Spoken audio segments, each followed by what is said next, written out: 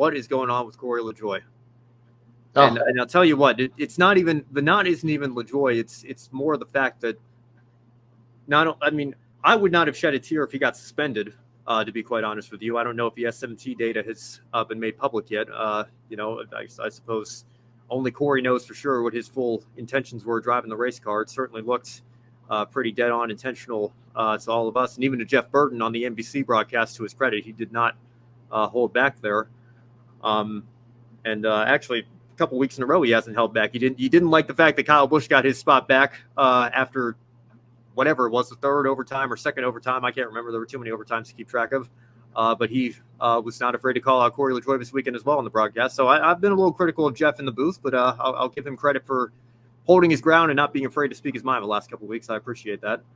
But the fact that there was no penalty at all, I guess 1 weekend after the Chicago street race where Bubba Wallace got fined $50,000 justifiably. I want to add, I had no problem with that. My problem was that nothing came of the Chase Elliott Daniel Suarez run in as well. That happened on the same race weekend. But this, you're turning a guy going into turn one on a restart at one of the most dangerous corners on the NASCAR calendar, and it doesn't just take out Kyle Busch; it takes out half a dozen cars with him.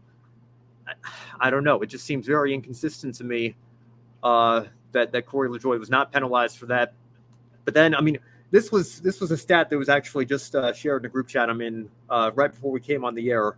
To Corey's credit, he has been competitive at Atlanta in the past. Maybe should have even won a race there had Chase Elliott not blocked him a couple of years ago.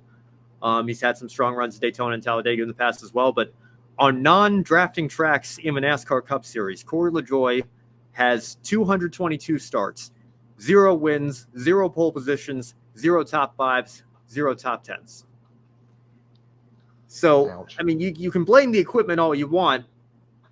Carson Hocevar has been very impressive. Obviously, he needs to clean up the driving himself a little bit, and I think has a ways to go in terms of maturity. But there's no denying his talent and his pace. And Zane Smith, of course, it has not been the season that he was hoping for, but even he was able to work his strategy up to a second-place finish Nashville a couple of weekends ago. You're kind of running out of excuses. In fact, I saw the Instagram comments were pretty ruthless for Corey this weekend. It looks like we lost Matt here. Matt, do we have you back? I'm back. There we go. I'm not going anywhere. There was an Instagram comment this weekend under one of the Corey LaJoie posts that said stacking excuses rather than stacking pennies, his podcast. So I don't know. I feel like Corey LaJoie, it's kind of been like the Matt DiBenedetto arc in many respects. You go from a very popular underdog who hasn't had the greatest of equipment, who gets into a ride eventually that, while maybe not a Hendrick or Gibbs level of equipment, Matt had, the Levi and Family Racing 95 car, which had the Gibbs affiliation, and then the Wood Brothers car, which had the Penske affiliation, still couldn't win a race there.